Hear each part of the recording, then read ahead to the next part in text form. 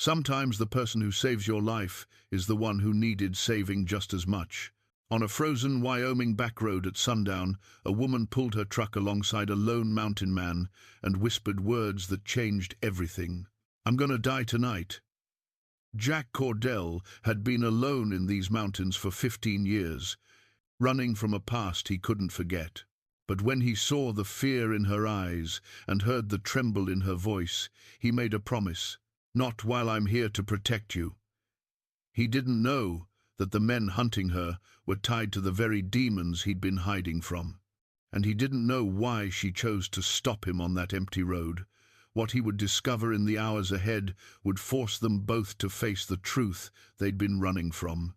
Before we jump back in, tell us where you're tuning in from. And if this story touches you, make sure you're subscribed, because tomorrow I've saved something extra special for you. The wind carried the scent of coming snow across the high ridges of the Wind River Range. Jack Cordell moved through the timber with the quiet efficiency of a man who had walked these trails so many times they were etched into his bones.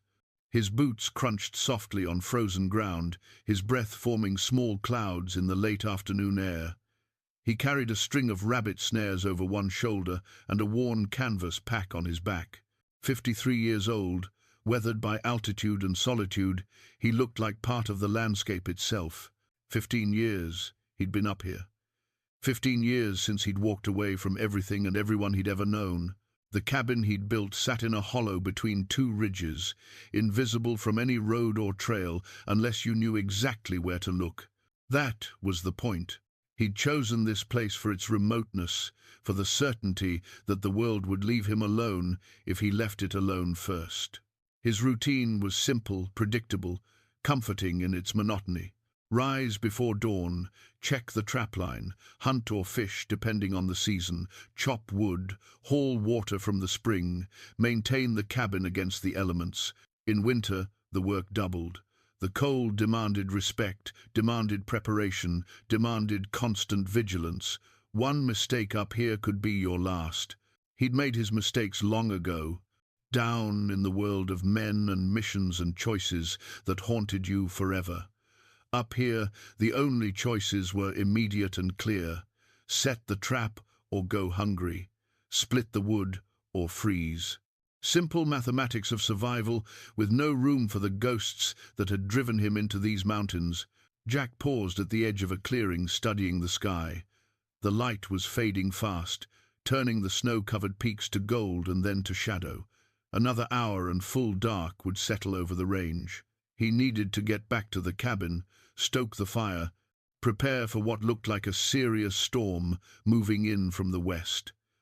The clouds had that heavy, laden look that promised a long night of snowfall. He was crossing the old logging road, the same one he walked twice a week on his way to and from the trapline, when he heard the vehicle. The sound carried strangely in the thin mountain air, echoing off rock faces, seeming to come from multiple directions at once. Jack stopped, every sense suddenly alert. Vehicles on this road were rare. The logging company had abandoned these operations years ago. Occasionally a lost hunter or a foolish tourist would wander up here, but not often. Not this late in the season, not with a storm coming. The truck appeared around the bend, moving slowly, hesitantly. It was a battered Chevy, maybe 20 years old, with a cracked windshield and a front bumper held on with baling wire. Not a tourist's vehicle, not a hunter's rig. It looked like something you'd see limping through a rural town, held together by necessity and prayer. The truck slowed as it approached him, then stopped. Jack's hand instinctively moved toward the hunting knife on his belt, not drawing it but ready. Old habits, old training, old instincts that never quite died no matter how long you hid from them. The driver's window rolled down with a mechanical grinding sound. The woman behind the wheel looked at him with eyes that held something Jack recognized immediately, because he'd seen it in his own mirror for years. Fear. Deep, bone-level fear mixed with exhaustion and something else. Desperation.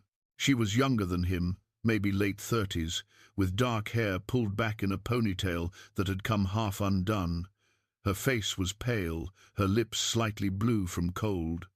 She wore a thin jacket, inadequate for these temperatures, and he could see her shivering even from where he stood. "Are you Jack Cordell?" Her voice was quiet, controlled, but he could hear the tremor underneath. Every alarm bell in his head started ringing at once. No one knew that name up here. He'd left Jack Cordell behind 15 years ago, along with everything else. He went by Jake Cooper on the rare occasions he had to deal with people in the valley towns. Paid his property taxes through a post office box, bought supplies with cash, left no trail, no record, no reason for anyone to come looking. "Who's asking?" His voice came out rougher than he intended, rusty from disuse. He could go days up here without speaking a word aloud. "My name is Sarah Chen." She said it like he should recognize it, like it should mean something. It didn't. "I need your help. I need—" Her voice broke slightly. She took a breath, steadied herself. "I'm gonna die tonight." The words hung in the cold air between them. Jack saw her hands gripping the steering wheel, knuckles white, saw the way her eyes kept flicking to the rearview mirror, checking the road behind her, saw the bruise forming along her jawline, the split lip, the way she held her left arm close to her ribs, like something hurt there. He should tell her he couldn't help, should tell her to drive down to Rock Springs, find the sheriff, get proper help from proper authorities. Should protect the isolation he'd built so carefully, the walls that kept the world and its complications away from him. But something stopped him. Maybe it was the fear in her eyes. Maybe it was the way she said his real name, the name he'd buried.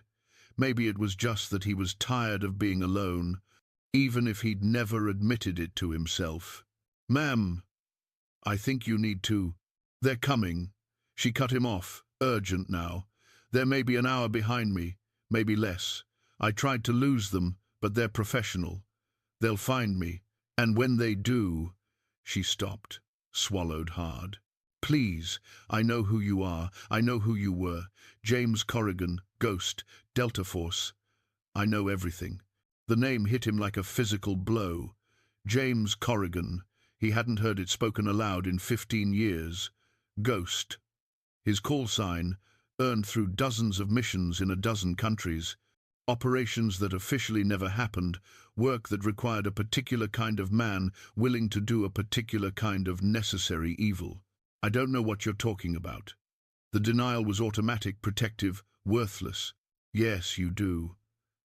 Sarah's eyes locked on his, and he saw something there beyond fear. Recognition, understanding, shared knowledge of what it meant to run from something you couldn't escape. "And right now, you're the only person in the world who can help me. The only person they won't expect. The only person who might be able to—" She stopped again, and this time when she spoke, her voice was barely a whisper. "Not while I'm here to protect you." She'd thrown his own words back at him, words he must have said at some point in some other life. Or maybe they were just the right words, the only words that could breach the walls he'd built. Jack looked at the darkening sky, then back at the woman. Calculated distances, times, options.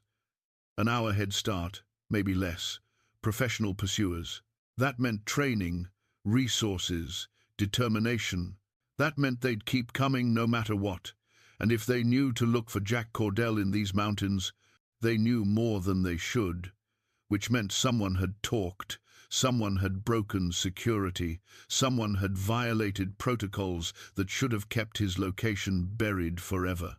"Drive up the road another quarter-mile," he said finally. "You'll see a boulder shaped like a bear's head on the right side. Turn onto the track just past it. It's rough, but your truck will make it. Follow it for half a mile until you see a lightning-struck pine. Park there and wait. I'll be 5 minutes behind you." Sarah nodded, relief flooding her face for just a moment before the fear reasserted itself. She rolled up the window and the truck pulled away, grinding through the gears, leaving him standing alone on the empty road as the first snowflakes began to fall. Jack stood there for a long moment, watching the truck disappear around the next bend.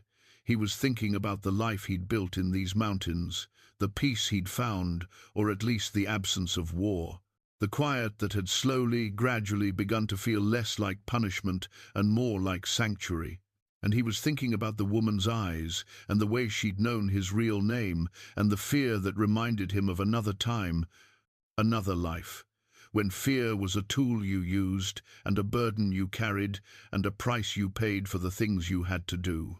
He started walking toward the boulder shaped like a bear's head, moving faster now, his mind already working through what he'd need from the cabin: weapons, medical supplies, food, and water. Defensive positions, sight lines, fallback routes. The tactical part of his brain, dormant for so long, flickering back to life like a muscle remembering motion. Ghost Corrigan might have been buried for 15 years, but apparently the grave wasn't deep enough. The cabin was exactly as he'd left it that morning, small, solid, built to withstand the worst the mountains could throw at it. One room with a sleeping loft, a stone fireplace that could heat the whole space, shelves lined with supplies and equipment. No electricity, no running water, no connection to the world below. Perfect isolation. Sarah's truck sat next to the lightning-struck pine, engine ticking as it cooled. She'd followed his directions exactly. When Jack arrived, she was standing beside the vehicle, arms wrapped around herself against the cold, watching the tree line with the alertness of someone who expected trouble from any direction. "Inside," Jack said, moving past her to unlock the cabin door. "We don't have much time." She followed him in, and he saw her take in the space with a practiced eye. Not the curiosity of a tourist, but the assessment of someone with training. She noted the windows, the door, the sight lines, the defensibility. Military spouse, he thought. Or something more. Jack stirred the coals in the fireplace, added kindling, got a flame going. "Sit," he said, gesturing to the chair nearest the growing fire. "You're hypothermic." Sarah sank into the chair, and now that she was inside, in relative safety, he could see the full extent of her condition. She wasn't just cold, she was injured, exhausted, running on nothing but fear and determination. Her left hand shook as she held it toward the fire. He brought her a wool blanket, draped it over her shoulders, filled a kettle with water from the barrel by the door, hung it over the fire. "Hot water first, then we talk," he said. "We don't have time. We make time." His voice was firm, the command tone he'd used with younger operators who didn't know when to slow down and think, "You're no good to anyone if you collapse. 5 minutes won't make a difference." She nodded, pulling the blanket tighter. Jack used those 5 minutes to gather what he'd need. From a false panel in the floorboards, he pulled a pistol, a knife, ammunition. From the loft, a medical kit. From the shelf, dried food, water bottles. His mind was cataloguing, prioritizing, preparing. When the water was hot, he made her tea, real tea, not the pine needle substitute he usually drank. She wrapped her hands around the cup, drinking slowly, and he could see some color returning to her face. "Tell me," he said, sitting across from her. "Start from the beginning." Sarah set the cup down, met his eyes. "My husband was Marcus Chen. He served with you. Delta Force, same unit. He died 11 years ago on a mission in Syria." The name hit him like a second punch. Marcus Chen. Young, brilliant, deadly competent, one of the best operators Jack had ever worked with. And yes, he died in Syria. He died because of a call Jack had made. A decision that saved most of the team but cost Marcus his life. "I remember him," Jack said quietly. "I know you do." Sarah's voice was steady now, warming from the inside out. "He talked about you. A lot. Said you were the best commander he'd ever served under. Said you made the hard calls that no one else would make. Said you saved his life more times than he could count. But not the last time. No, not the last time." Sarah looked down at her hands. "The official story was that your team walked into an ambush. Bad intelligence, wrong place, wrong time. Marcus and 2 others died. You and the rest made it out. That's what happened." The words felt hollow, even as he said them. No. Sarah looked up, and her eyes were hard now. That's what someone wanted everyone to believe. But Marcus knew different. In the weeks before that mission, he'd started noticing things, inconsistencies in the intelligence, communications that didn't quite add up. He thought someone on the inside was compromised. Jack felt something cold settle in his gut. He never said anything to me. He didn't have proof, just suspicions. But he was keeping records, taking notes. Sarah reached into her jacket, pulled out a cell phone. Not a smartphone, one of the old flip phones. A burner. He left this for me. Told me if anything happened to him, I should keep it safe. Keep it hidden. He said if he was right, people would come looking for it eventually. She opened the phone, navigated to the messages. One message, sent 3 hours before Marcus died. Jack read it, felt the bottom drop out of his world. They know. Coming tonight. If I don't make it, find Ghost. He'll understand. He'll know what to do. The evidence is everything. Don't trust the chain, M. He sent that from Syria? Jack's voice was rough. Yes, it was the last thing he ever sent me. Sarah's hand trembled slightly as she closed the phone. I didn't understand it then. I was pregnant, grieving, falling apart. I put the phone away and tried to forget, but I couldn't. It haunted me. What did he mean? What evidence? Why you? And you figured it out. It wasn't a question. It took years. I left the service. I was an intelligence analyst, met Marcus through work, started digging on my own time, following threads. Marcus had been investigating someone, another operator, someone he trusted, someone who... She stopped, took a breath. Someone who was selling intelligence to the enemy, who set up that ambush, who got Marcus and the others killed. Jack stood, moved to the window, looked out at the gathering darkness. Snow was falling steadily now, heavy flakes that would cover tracks, reduce visibility, make pursuit more difficult. But professional hunters wouldn't stop for weather. They'd adapt, adjust, keep coming. Who? He asked. Vincent Cade. The name was another blow, maybe the worst one yet. Vincent Cade, his second in command. The man who'd been by his side on 100 missions. The man he'd trusted with his life, with his team's lives. The man who, after Syria, had looked him in the eye and said, "You made the right call, Ghost. Marcus's death isn't on you." Except it was. Just not the way Jack had thought. Cade's been running an arms trafficking operation for years, Sarah continued. Using his military contacts, his knowledge of supply chains, his understanding of how the system works. He's moved weapons to insurgents, cartels, anyone with money. Marcus found proof, records, communications, financial transactions. He was going to turn Cade in. So Cade set up the ambush, killed Marcus before he could talk. Yes. And after the mission, when you disappeared, Cade took that as confirmation that you knew, that you were complicit or at least suspicious. He's been watching for any sign of you surfacing, any indication that you might have evidence. Jack turned back to face her. But I didn't.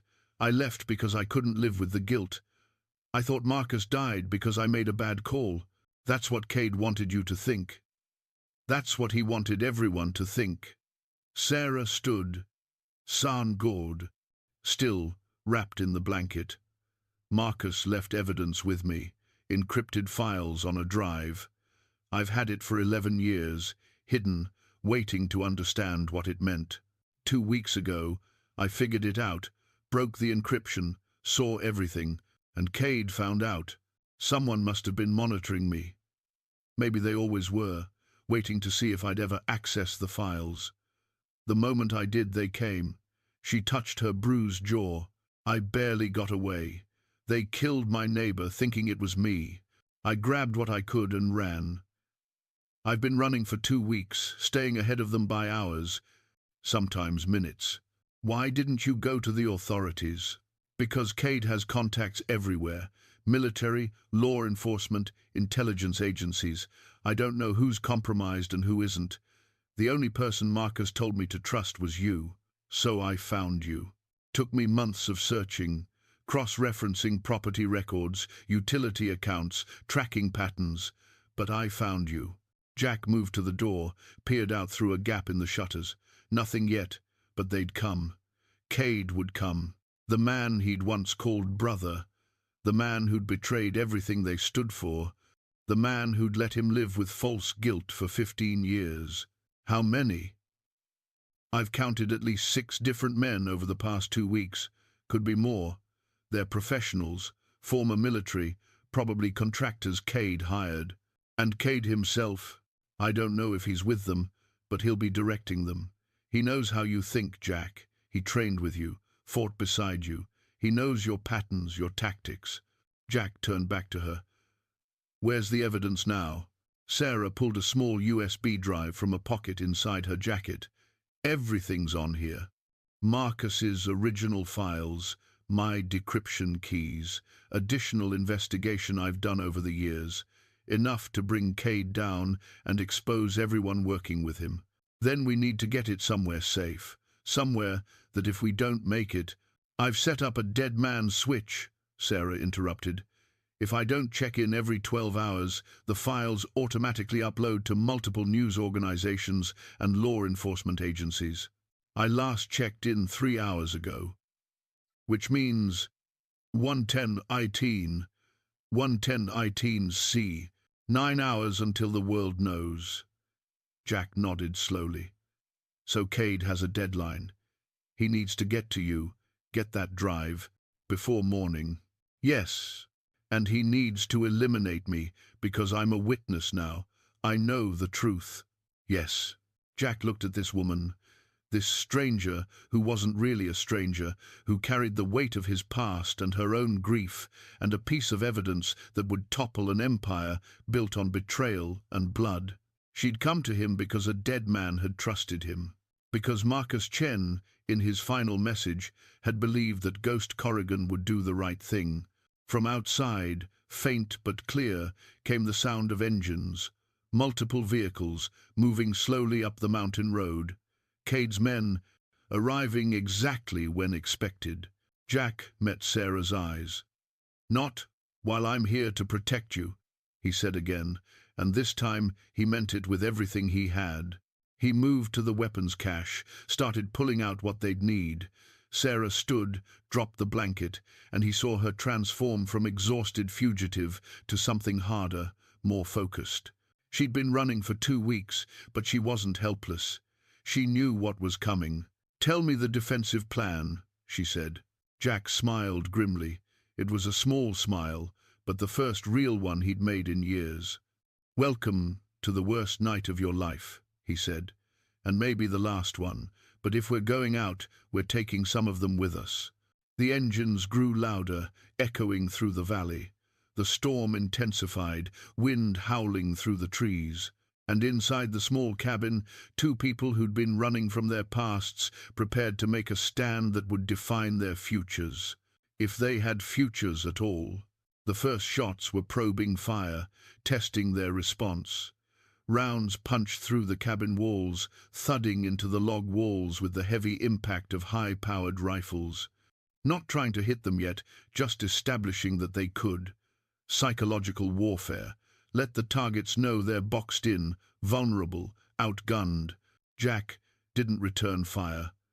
No point revealing positions yet. Beside him, Sarah stayed low, professional, breathing controlled. She'd been under fire before, he realized.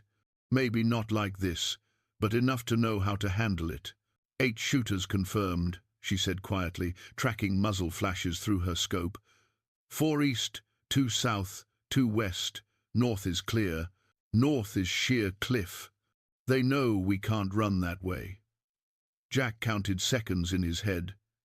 The assault pattern was textbook. Suppress, advance, breach. They'd move soon. 30 seconds. Get ready. The gunfire intensified. Concentrated bursts now, aimed at the windows, the door, any point of egress. Glass shattered. Wood splintered, the cabin filled with the smell of gunpowder and pine dust. Through the chaos, Jack heard Cade's voice on the radio, coordinating the assault with the precision of long practice. Bravo team advance to secondary line. Alpha, maintain suppression. Charlie, prepare for breach. Standard special operations tactics. The kind Jack had used 100 times. The kind Cade had learned from him. Now, Jack said. He fired 3 controlled bursts through the east window, aiming high, not trying to hit anyone but forcing them to take cover. Beside him, Sarah did the same through the south window. The incoming fire paused, just for a moment, as the assault teams reacted to resistance. That moment was all they needed. Jack grabbed the emergency pack, Sarah grabbed hers, and they moved. Not out the door, that's what Cade would expect, but through a trapdoor hidden under a rug near the fireplace. Down into darkness, into the root cellar that Jack had spent months digging and reinforcing. The trapdoor closed above them with a soft thump, invisible from above, covered by the fallen rug. Underground, the sounds of battle muffled to distant thunder. Jack led the way by touch, no light, navigating by memory through the narrow tunnel. Behind him, Sarah moved with the silence of training, keeping pace, trusting him. The tunnel ran 50 feet, angling up toward the tree line. Jack had built it during the first winter, knowing that someday he might need an escape route. Paranoia, maybe, or the survival instinct of a man who'd made too many enemies. They emerged behind a deadfall, natural cover that concealed the tunnel's exit. Snow immediately soaked through their clothing, the storm still raging.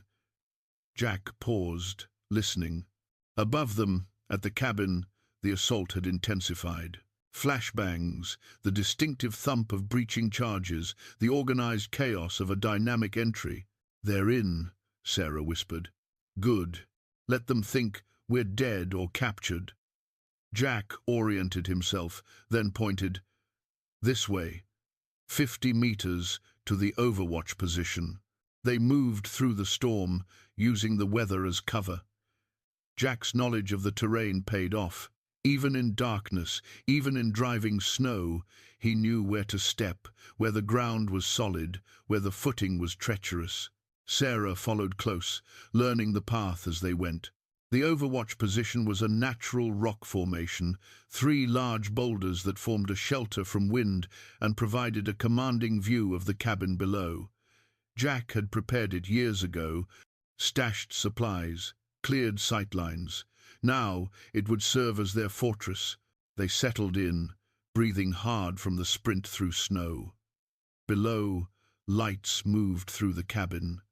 Tactical lights, methodical search patterns. Cadet's men were good. They wouldn't assume anything, would clear every corner, every possible hiding spot. "How long until they realize we're gone?" Sarah asked. "Minutes. Then they'll search the perimeter, find the tunnel eventually. But by then," Jack checked his watch, "by then we'll have cut their numbers down." Sarah set up her rifle, finding a stable rest between rocks. From this angle, she had a clear view of the cabin's surroundings, the approaches, the rally points where Cade's men would regroup. "What's the plan?" "They think they've won, think they've got us trapped or dead. That makes them relaxed, careless. When they come out of that cabin, they'll be congratulating themselves. That's when we hit them. And Cade? Cade's smart. He'll stay back, let his men take the risk. We won't get him in the first pass." Jack settled in beside her, weapon ready. "But we'll get some of them. Thin the herd.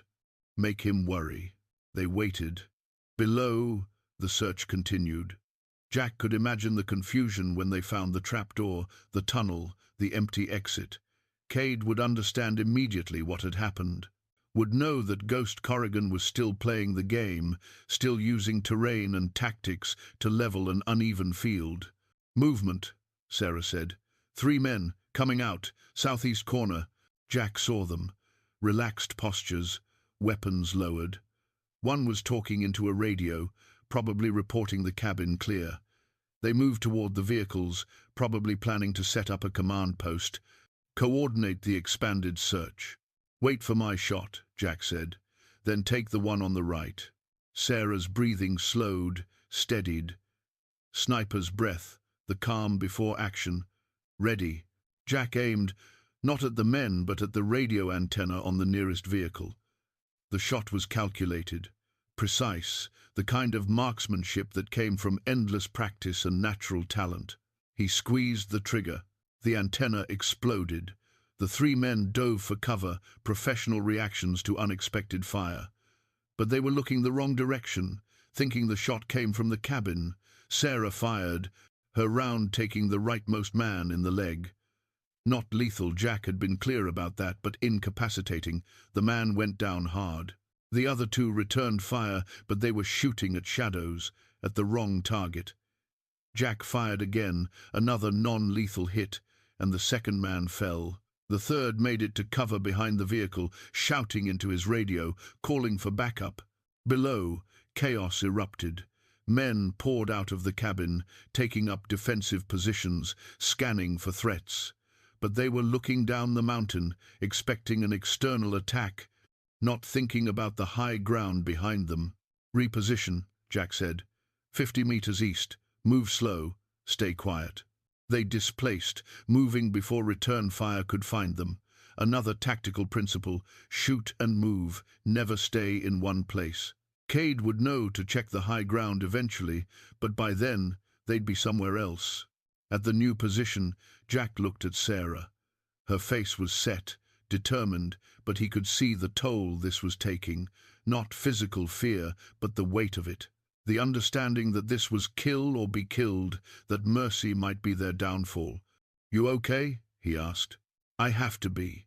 Sarah checked her ammunition, reloaded. "How many more before Cade comes personally?" "As many as it takes. He's patient. He'll sacrifice pawns to protect his king. Then we keep taking pawns." Sarah's voice was hard now, resolved. "Until he has no choice." Below, Cade's voice crackled over the scanner. "Ghost, I'm impressed. You haven't lost your touch, but you're just delaying the inevitable. We have time. You don't. That deadline is still ticking." Jack picked up his radio. "Then you better move faster, Vincent. Clock's running for both of us." He turned off the radio, met Sarah's eyes. 3 hours until dawn. 3 hours until your dead man's switch activates. Can you fight that long?" Sarah's answer was to chamber another round. "Watch me." The storm was both blessing and curse. It covered their movements, masked their sounds, made tracking nearly impossible. But it also sapped strength, chilled to the bone, turned every action into a battle against elements as well as enemies. Jack felt it in his joints, the deep ache of age and cold. 15 years of mountain living had hardened him, but 53 was 53. The body remembered even when the mind pretended otherwise. Beside him, Sarah shivered despite her layers. Jack pulled an emergency blanket from his pack, the thin, reflective kind that looked useless but trapped heat. He draped it over her shoulders. "I'm fine," she protested. "You're hypothermic again." "We both are. 5 minutes of warmth won't hurt." Jack huddled close, sharing body heat, the practical intimacy of survival. "Tell me about Marcus." "Not the operator. The man." Sarah was quiet for a moment, hands wrapped around the blanket. Below, Cade's men were reorganizing, setting up a perimeter, preparing for a methodical sweep. They had time, not much, but some. "He loved breakfast," Sarah said finally. "Sounds silly, but it's what I remember most. He'd wake up early, even on leave, and make these elaborate breakfasts. Pancakes, eggs, bacon, fresh fruit. Said if you started the day right, everything else would follow." Jack smiled, despite everything. He did that in the field too, always had the best MREs somehow. Traded for them, saved them. We'd be in some godforsaken desert eating cardboard, and Marcus would pull out a halfway decent meal. He said food was civilization. No matter how bad things got, if you could sit down and eat something good, you were still human. Sarah touched the dog tags at her throat. After he died, I couldn't eat breakfast for a year. Every morning felt like—" She stopped, collected herself, like I was betraying his memory by being alive to eat it. That's not what he would have wanted. No. But grief doesn't care what the dead would want. It just takes and takes until you learn to live around it. Sarah looked at him. Is that what you did up here? Learn to live around it? Jack considered. I tried to. Thought if I was alone, if I punished myself enough, eventually the guilt would fade. But it doesn't work that way. You can't run from what you carry inside. Then why did you stay? Because I didn't know what else to do. Didn't know how to face the people I'd let down. My team, my family, myself. He paused, remembering. I have a daughter, Emily. She was 16 when I left. Told her I had one more mission, would be back in a few weeks. That was 15 years ago. Sarah's expression softened. You never contacted her? How could I? What would I say? Sorry I disappeared. Sorry I chose guilt over being your father. Jack shook his head. She's better off without me. Is she? Or is that just what you tell yourself to justify staying hidden? The question cut deeper than Jack expected. He'd told himself for years that Emily was better off, that his presence would only bring danger or disappointment. But hearing it from Sarah, hearing the echo of something Marcus might have said, made him question the narrative he'd built. Marcus talked about you, Sarah said. The last time he was home, before Syria, he said you were the best commander but also the most haunted. Said you carried every decision like a stone, never put them down. He worried about you. He should have worried about himself. He did. That's why he left me the evidence, the message. He knew something was wrong, knew there was a chance he wouldn't come home. Because that's what soldiers do. Below, a flare shot up, chemical green against the white snow. Signal for regroup, probably. Cade's men were tightening their formation, preparing for the next phase. Jack counted 8, still moving, 2 wounded, 1 seriously. That left 6 operational plus Cade himself. Better odds than before, but still not good. Sarah, Jack said, if this goes wrong, if we don't make it, I need you to know that Marcus, he struggled for words, he was the best of us. And you coming here, trusting me with this, that means something. That means his faith wasn't misplaced. We're going to make it, Sarah said firmly. Both of us. Because Marcus's evidence needs to reach the right people, and because she met his eyes. Because you have a daughter who deserves to know her father didn't abandon her, who deserves to know that you were a good man who made hard choices. I don't know if she'd forgive me. Then you give her the chance to try. That's all any of us can ask for. Movement below interrupted them. 4 men moving out in a standard search pattern, sweeping toward their previous position. Professional, careful, but predictable. Jack recognized the pattern one he'd taught to young operators years ago. Cade was using the same playbook, the same tactics, which meant Jack could anticipate, could stay 1 move ahead. They're coming for us, Sarah observed. Let them come. We'll be gone before they arrive. Jack folded up the emergency blanket, stuffed it in his pack. The brief warmth had helped, but the cold was already seeping back. Next position is west, higher elevation, harder climb but better sight lines. How many more positions did you prepare? 6 total, we've used 3. Jack checked his ammunition, running low, but enough for what they needed. Question is whether Cade figures out the pattern before we run out of ground. And if he does, then we improvise, make it up as we go, hope we're smarter and luckier than he is. Jack started moving, staying low, using the terrain. Story of my life, really. Sarah followed, and as they climbed through snow and darkness toward the next defensive position, Jack found himself thinking about Emily, wondering what she looked like now, whether she was married, had children of her own, whether she thought about him or had long since written him off as dead or worse. If they survived this night, he promised himself, He'd find out. He'd stop running, stop hiding, stop letting guilt make his decisions. If they survived, the fourth position gave them a commanding view of the entire valley. From here, Jack could see the cabin, the vehicles, the searching teams, all laid out like pieces on a chessboard. The storm had eased slightly, visibility improving, which cut both ways. They could see better, but so could the enemy. Sarah was setting up her rifle when she suddenly froze. "Jack," something in her voice made him turn immediately. She was staring at her pack, at something that had fallen out when she'd pulled out ammunition.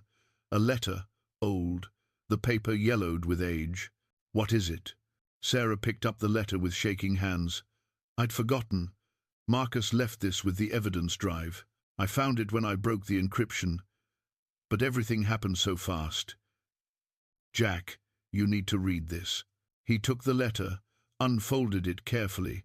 The handwriting was Marcus's. He recognized it from operation reports and orders. But this was personal, intimate, written in the hours before that final mission. "Sarah, my love," it began. "If you're reading this, I'm gone. I'm sorry for that.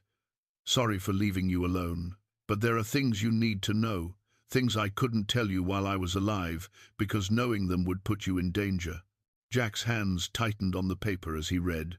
"The mission Ghost and I are about to run is compromised. I'm certain of it now. Vincent Cade has been feeding intelligence to the enemy for months, maybe longer. I've documented everything, encrypted it, left it where you'll find it.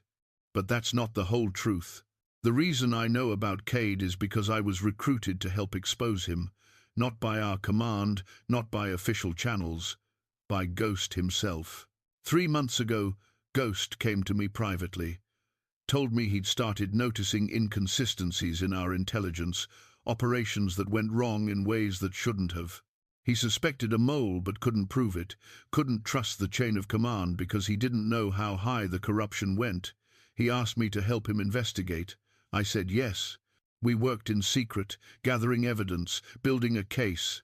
We tracked the leaks to Cade, confirmed he was selling information and weapons to enemies. We planned to turn everything over to the Inspector General after this next mission. But I think Cade found out. I think tonight's operation is his way of silencing us both. Ghost doesn't know I'm writing this, doesn't know I'm leaving you evidence that could expose him to danger. But if something happens to me, I need you to understand. Ghost isn't responsible for my death. He's trying to stop it. He's trying to do the right thing, even though it could destroy his career, his life. If I die tonight, it's because Cade betrayed us, not because Ghost made a bad call. Ghost is a good man, the best commander I've ever served under. If you ever need help, if the people I've exposed come after you, find him, trust him. He'll protect you, because that's who he is. I love you, Sarah. I'm sorry for all of this, but some fights are worth fighting, even if you don't survive them. Always, Marcus." Jack's vision blurred. He read the letter again, then a third time, each word hitting him like a physical blow. All these years, all the guilt, the self-recrimination, the certainty that his failure had killed Marcus. And Marcus had known, had been working with him, had walked into that ambush understanding the risks because they'd been trying to do the right thing together. "He knew," Jack said, his voice hoarse. "He knew the mission was compromised. He went anyway because you were both trying to stop Cade," Sarah finished, "because Marcus believed in what you were doing. But I didn't know he was helping me. Cade must have." Jack's mind raced, pieces falling into place. The ambush. Cade fed us bad intelligence, but he didn't know Marcus and I were working together. He thought if he eliminated Marcus, he'd eliminate the threat. When I survived and disappeared, he assumed I'd run because I was complicit or because I knew I'd failed. But you disappeared because you thought it was your fault. Yes, and Cade let me think that, let me carry the guilt, because as long as I was broken hiding, I wasn't a threat. Jack looked at the letter again. But Marcus left you the evidence, because he knew someday the truth would come out. Sarah's hands trembled as she took the letter back. All these years, I thought you'd gotten him killed through bad judgment. That's why I was so angry when I started researching you, why finding you was so hard. I wanted to blame someone, and you were the easiest target. When did you realize the truth? When I broke Marcus's encryption and saw the files, saw the evidence he and you had gathered together, saw the notes about your investigation. Sarah wiped at her eyes. I realized I'd been wrong about you, that Marcus's trust was earned, not misplaced. That's when I knew I had to find you, not just for protection, but to give you this letter, to let you know that Marcus never blamed you. Jack felt something inside him crack open, 15 years of guilt draining away like poison from a wound. He hadn't failed Marcus, hadn't gotten him killed through incompetence or cowardice. They'd been partners, trying to stop corruption, and Marcus had died as a result of that choice. It was tragic, it was painful, but it wasn't Jack's fault. Cade doesn't know, he said slowly. He doesn't know that Marcus and I were working together. Doesn't know. The evidence implicates both of us in the investigation. What does that mean? It means his whole strategy is based on a false assumption. He thinks I'm a broken recluse who'll crack under pressure. He doesn't know I'm... Jack stopped, understanding flooding through him. He doesn't know that I've known the truth all along, that I've been building a case for 15 years. That wasn't true, but Cade didn't know that. Cade thought Jack was Ghost Corrigan, master tactician, patient operative. If Cade believed Jack had been working this whole time, hiding and gathering evidence, he'd have to reassess everything. Jack grabbed his radio, keyed it. "Vincent, we need to talk." A pause. Then, "I'm listening, Ghost. I know what you think happened. You think Marcus found out about your operation and you eliminated him before he could talk. You think I ran because I couldn't handle the guilt. That's exactly what happened. No, Marcus and I were working together. We knew about your trafficking months before Syria. We had evidence, witness statements, financial records. We were building a case." Another pause. Longer. Jack could imagine Cade processing this, running scenarios. If that were true, you would have come forward years ago. I needed to find all of it. Your buyers, your suppliers, everyone in your network. Marcus died before we could complete the investigation. I've spent 15 years finishing it. Every transaction, every deal, every person you've corrupted. Jack let that sink in. And he checked his watch. 2 hours and 40 minutes. All of it goes public. Sarah's dead man switch isn't just her evidence. It's mine too. It was a bluff, but a good one.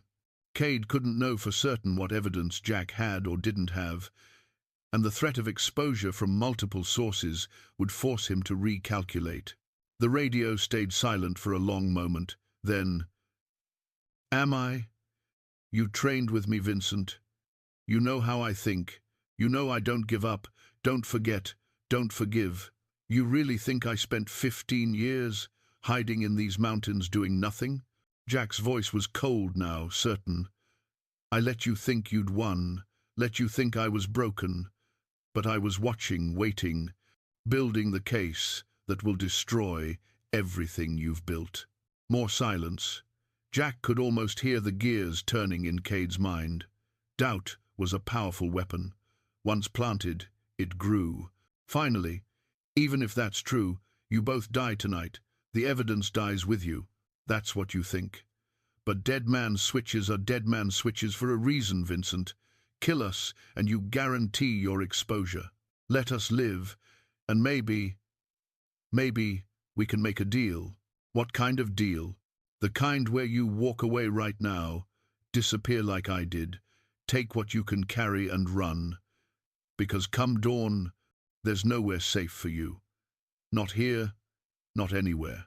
Cade laughed, but there was less confidence in it now. "You expect me to believe you'd just let me go?" I expect you to believe that I'm tired, that 15 years of hunting you was enough, that I want this over more than I want revenge." Jack paused. "But if you force my hand, I'll end this the hard way. Your choice." The radio clicked off.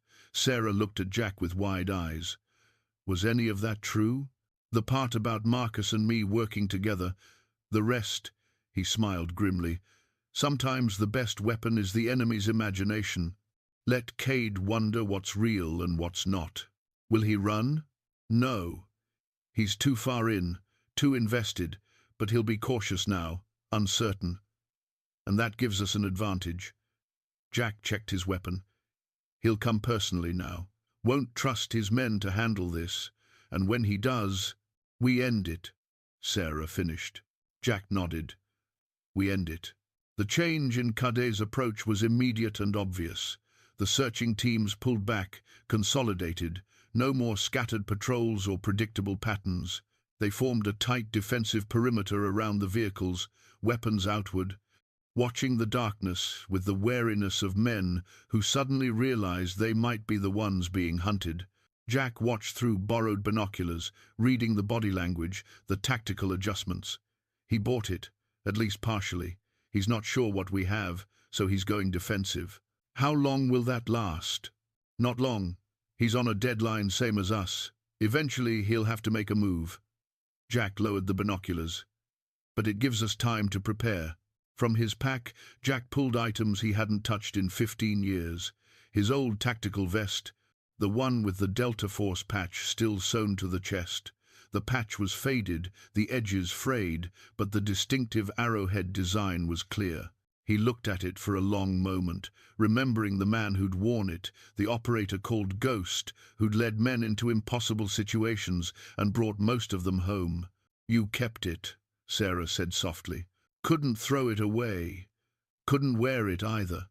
So it sat in my pack, reminder of who I used to be." Jack ran his finger over the patch. "Marcus gave this to me, after my first mission as commander. Said a good leader needed symbols, something men could rally around. He was right. Are you going to wear it?" Jack held the vest, feeling the weight of it, the history. Then he slipped it on, fastened the straps, settled it into place. It fit differently than it had 15 years ago. His body had changed, hardened by mountain living, but it still fit. The patch sat over his heart, exactly where it belonged. "I'm done hiding from who I was," he said. "Cade wants Ghost Corrigan? He can have him." Sarah smiled, and there was something fierce in it. "Marcus would be proud. Marcus would tell me I'm an idiot for waiting this long." Jack checked his weapon, his ammunition, his gear. Everything was ready. Everything except him, and now finally he was ready too. "Tell me about the evidence. Everything on that drive." Sarah pulled out the USB drive, held it like the precious thing it was. Financial records going back 8 years, transactions, account numbers, shell companies. Marcus tracked every dollar Cade made, selling weapons and intelligence. Who are the buyers? Terrorists, cartels, insurgents, anyone with money. Cade didn't discriminate. He sold TOW missiles to Iraqi insurgents, AT-4 seconds to Mexican cartels, classified intelligence to Russian agents. He facilitated deals worth tens of millions of dollars. Jack felt cold rage settle in his gut. How many people died because of those weapons? Hundreds, maybe thousands, including Americans, including soldiers we served with. Sarah's voice was hard. "That's why this matters. It's not just about revenge for Marcus. It's about justice for everyone Cade betrayed." "Who else is implicated?" 3 other former operators, 2 current Pentagon officials, 1 senator. Cade built a network, people who looked the other way or actively helped in exchange for money. Sarah looked at the drive. "This will blow up careers, maybe trigger congressional investigations. It's bigger than just one bad operator, which is why Cade will do anything to stop it." "Yes." Jack was quiet for a moment, thinking. The dead man's switch. How does it work? I have to check in every 12 hours using a specific code. If I don't, or if I enter the wrong code, the files automatically upload to pre-selected recipients, news organizations, congressional oversight committees, the Inspector General. I set it up through an encrypted service that's completely automated. No one can stop it except me. When's your next check-in? Sarah checked her watch. 2 hours and 15 minutes. And if Cade captures you, forces you to enter the code. There are 2 codes, one that resets the timer, one that triggers immediate upload. I enter the wrong one, everything goes public instantly. She met his eyes. He can't win, Jack. Even if he kills us both, the evidence survives. Unless he gets the drive and you before you can trigger the upload. That's why I'm not getting captured. Sarah's voice was absolutely certain. I'll die first. It won't come to that. You can't promise that. No, but I can promise to do everything possible to make sure it doesn't. Jack scanned the valley below. Cade's men were still in defensive formation, but he could see movement, preparation. They were getting ready for something. He's going to come for us. One final push before your deadline. Everything he has, all at once. Can we stop that? Maybe. If we choose the ground, control the approach, use every advantage. Jack pointed to the terrain between their position and the valley floor. Narrow ridge, steep approaches on both sides. They can only come at us a few at a time. That negates their numbers. But we're trapped up here. No retreat. Sometimes the best defense is having nowhere to run. Makes you fight harder. Jack smiled without humor. Besides, we don't need to win. We just need to survive for 2 more hours. Sarah nodded slowly. What do you need me to do? Cover the approach from here. Anyone who tries to climb, you make them regret it. I'll move to a forward position, slow them down, make them pay for every foot of ground. Jack pulled out Marcus's combat knife, the one Sarah had given him. If they get past me, if it comes down to it, you trigger the upload and run. Don't wait. Don't try to save me. Jack, promise me, Sarah, this is bigger than either of us. That evidence has to survive. She was quiet for a long moment. Then, only if you promise the same. If they get to me, if I can't trigger the upload, you run. You get word out about what Cade did.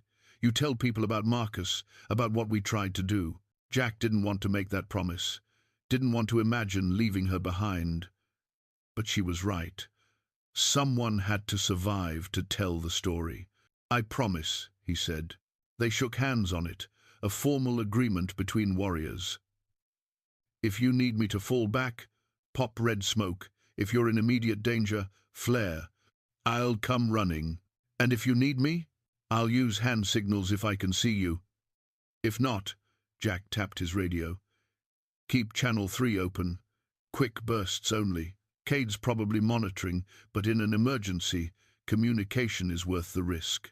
Sarah checked her watch again. 2 hours and 10 minutes. Then let's make them count. Jack moved down from their position, navigating the slope with the confidence of long practice.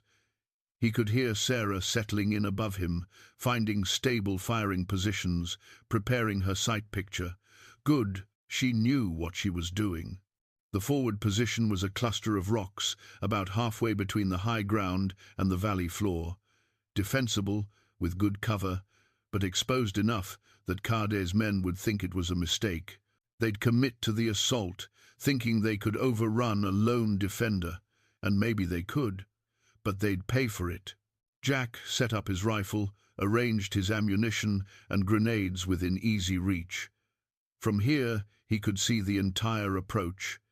Anyone climbing would be exposed, vulnerable, easy targets. The trick was making them commit before they realized it was a kill zone. Below, something changed. Cade's men started moving, loading into vehicles, engines starting. Jack grabbed his binoculars, watched as 3 trucks began moving up the mountain road. Not subtle, not tactical, A direct assault, overwhelming force, exactly what he'd have done in Cade's position when time was running out. He keyed his radio, brief burst.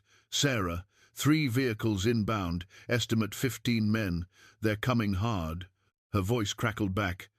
I see them. Stay safe. Jack smiled at that. Stay safe. As if that were possible now. As if they weren't about to face the worst odds either of them had ever encountered. But the sentiment was nice. He settled into his position, feeling the weight of Marcus's compass over his heart, the patch on his chest. Ghost Corrigan was back. Not the young operator who'd made his reputation in a dozen countries. Not the broken man who'd hidden in these mountains for 15 years. Something else. Something that combined both, the skills and the wisdom, the training and the hard-won understanding that came from loss. The trucks stopped at the base of the ridge. Men deployed, professional and coordinated. Jack counted 12 visible, probably more in reserve. They formed up, checked weapons, prepared for the climb. And then, through the binoculars, he saw Cade. Vincent Cade stepped out of the lead vehicle, tall and confident, wearing tactical gear that had seen use. He looked up the mountain, and even at this distance, Jack could see the determination in his posture. Cade had come personally. This was it. The final confrontation, 15 years in the making. Cadet raised a radio to his lips, and Jack's scanner picked up the transmission. Ghost. I'm coming up. You and me, face to face. The way it should have been 15 years ago. Your call. We do this clean, one-on-one, or I send everyone, and we do it ugly. Jack picked up his own radio.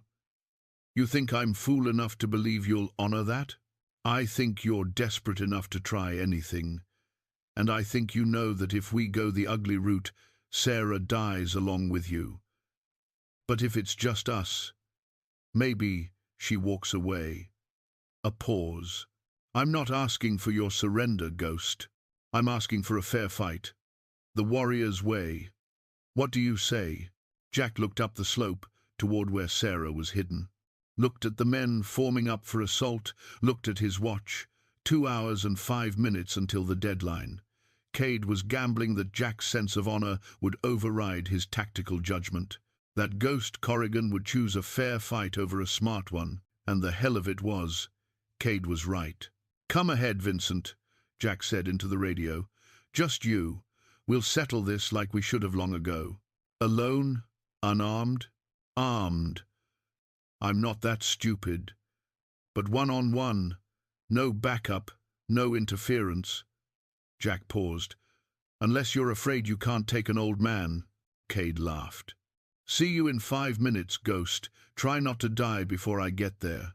The radio went dead.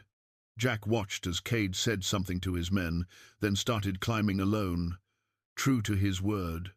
Or so it appeared. Sarah's voice crackled on the radio. Jack, this is a trap. I know.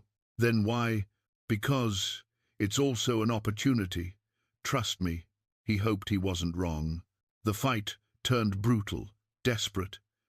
Jack felt his body screaming, every old injury flaring, every year of age, a weight dragging at him. But he pushed through it, channeling decades of training, of muscle memory, of sheer, stubborn refusal to quit. Cade was better, younger, stronger, faster. But Jack was meaner. He fought dirty, used every trick learned in a lifetime of combat. Threw snow in Cade's eyes, kicked at knee joints, targeted old injuries he remembered from their time together. Nothing was off limits. Not when Marcus's ghost was watching, not when Sarah's life hung in the balance. Above them, Jack caught movement. Sarah, repositioning, trying to get a clear shot. But they were too close, moving too fast. She couldn't risk it. Jack needed to create separation, give her an opening. He let Cade drive him back, apparently losing ground. Cade sensed victory, pressed harder. They reached the edge of the position, where the rocks gave way to steep slope. Cade tried to corner him there, trap him against the drop. Instead, Jack grabbed Cade's vest, pulled him close, and threw them both over the edge. They tumbled down the slope, bouncing off rocks, tangled together. Jack felt ribs crack, heard Cade curse. They hit a flat section hard enough to drive the air from both their lungs. Lay there for a moment, stunned. Cade recovered first. Rolled to his feet, knife still in hand. Jack was slower, his body refusing to cooperate. Cade saw it, smiled, moved in for the kill. The shot came from above. Not aimed at Cade. Sarah couldn't risk hitting Jack, but close enough to make Cade dive for cover. It bought Jack the seconds he needed to get his feet under him, to find his own knife where it had fallen. "Cheating ghost," Cade called from behind a boulder. "Thought we had an agreement." "Agreement was one-on-one. You're still alive, aren't you?" Jack coughed, tasted blood. "Besides, you really think your men stayed back? I count 3 on the ridge, 2 flanking from the east." Cade's silence confirmed it. Of course, he'd positioned backup. Neither of them had really believed this would be a fair fight. "Last chance," Cade said. "Tell Sarah to give up the drive. I let you both walk away." "You're lying." "Probably, but you're going to die either way. At least this way. She lives."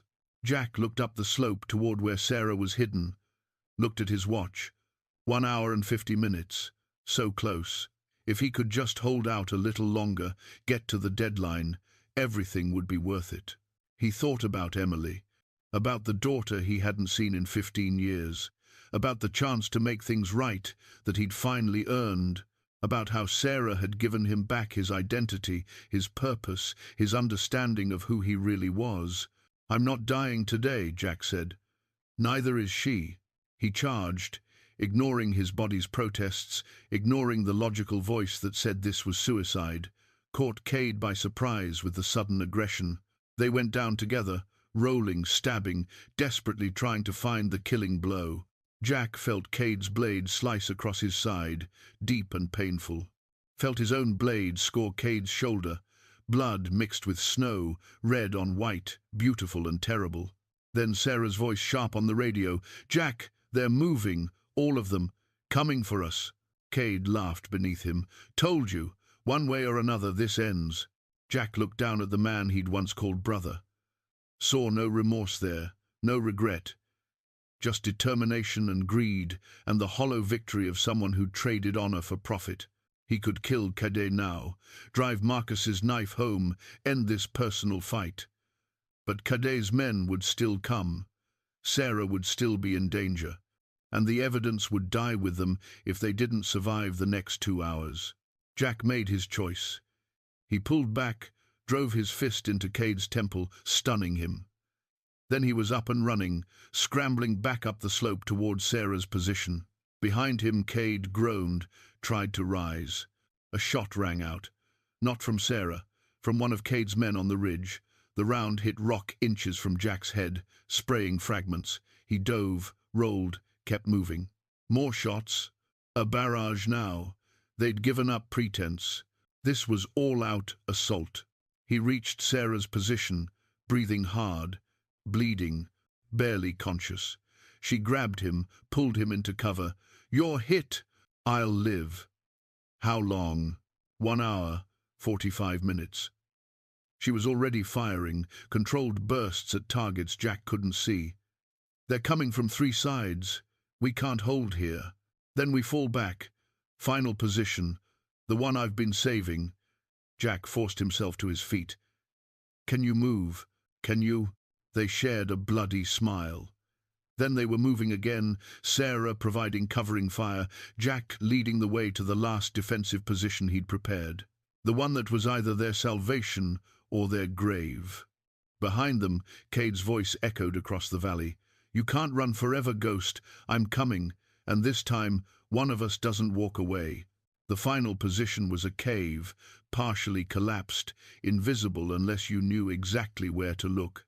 Jack had found it his first year in the mountains, reinforced it over time, stocked it with supplies for emergencies.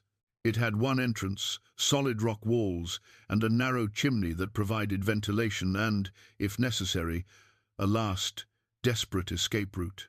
They collapsed inside, both bleeding, both exhausted. Sarah immediately began treating Jack's wounds while he did the same for her.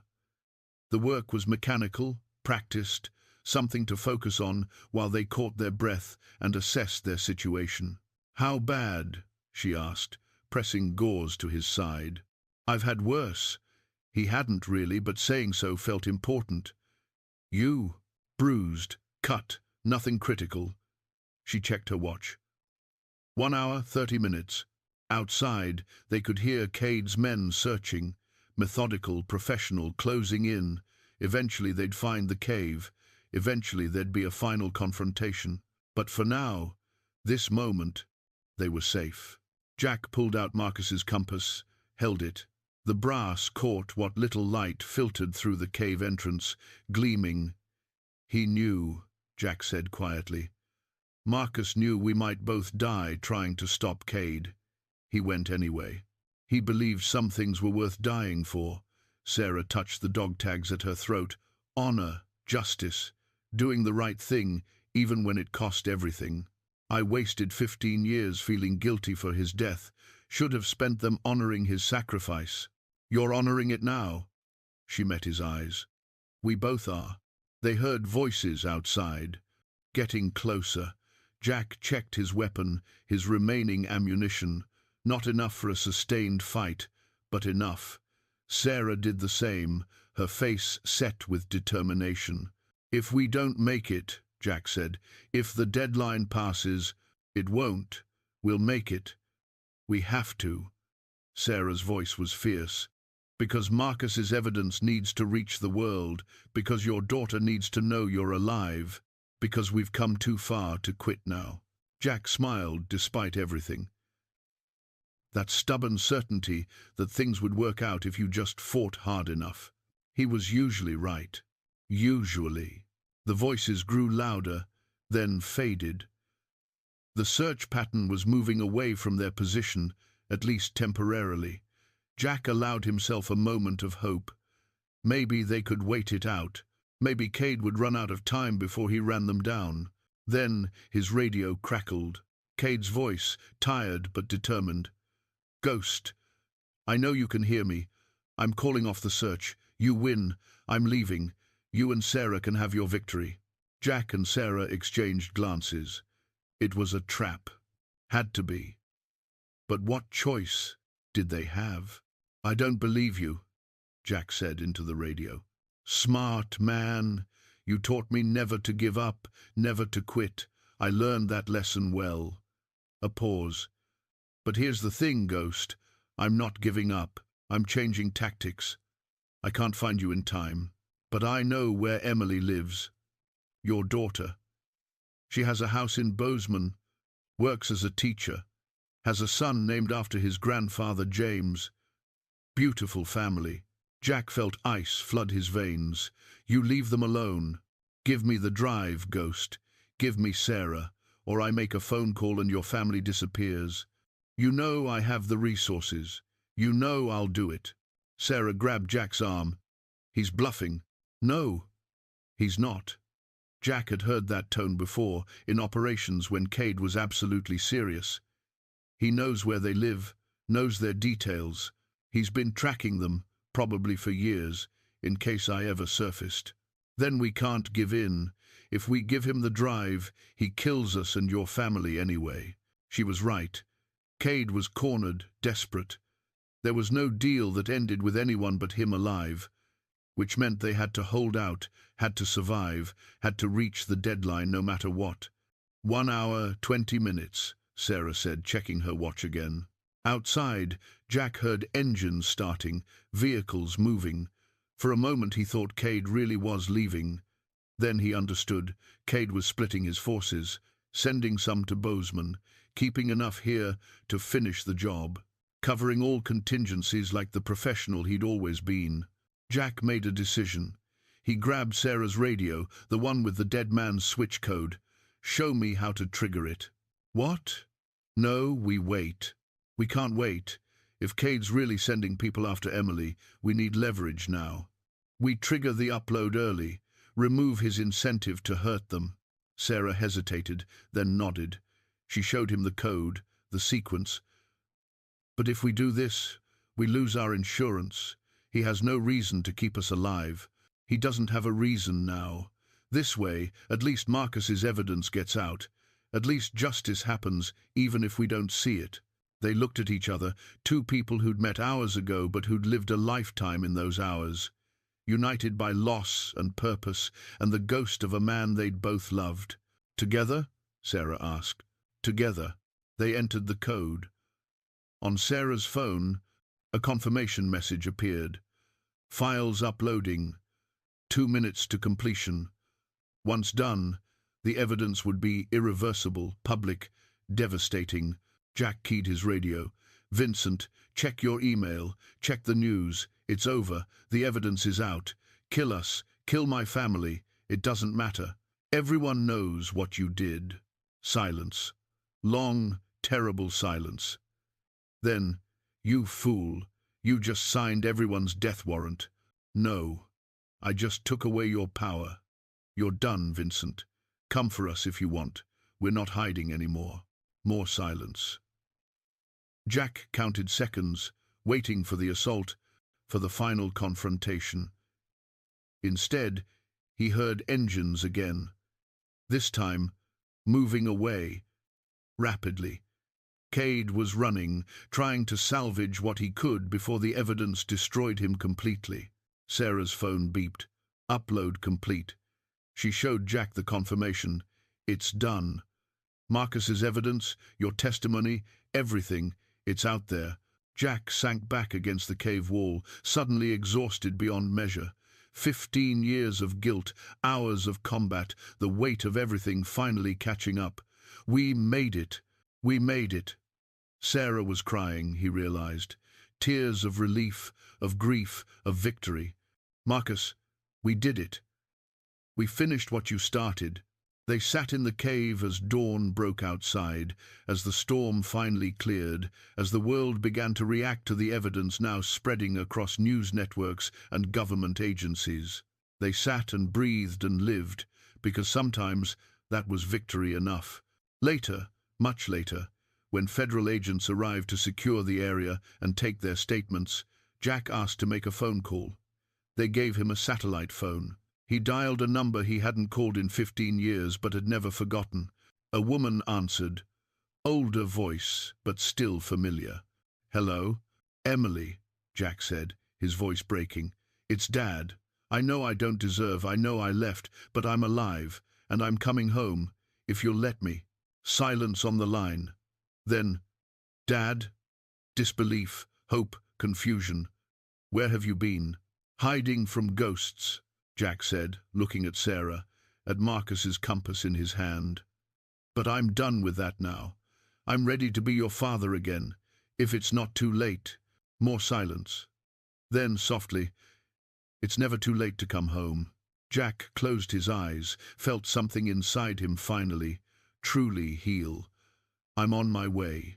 When he opened his eyes, Sarah was holding out a new compass, the one he'd given her earlier. You'll need this, she said, to find your way. Jack took it, but handed her Marcus's old one. Keep his, remember him, honor what he did. Sarah clutched the compass, nodded. They stood together in the morning light, two people who'd faced death and found life, who'd confronted their pasts and claimed their futures. What will you do? Jack asked. Testify. Make sure Cade and everyone involved faces justice. Then Sarah smiled, tentative but real. Then, I think I'll figure out how to live again. Maybe have that breakfast Marcus always loved. That sounds good. They walked down the mountain together, toward the waiting agents, toward the complicated mess of debriefings and investigations and consequences, but also toward healing, toward redemption, toward the future they'd earned through blood and courage, and the refusal to give up on what mattered. Behind them, the sun rose over the Wind River Range, painting the snow gold and pink, promising a new day. And for the first time in 15 years, Jack Corrigan Ghost walked toward it with his head held high.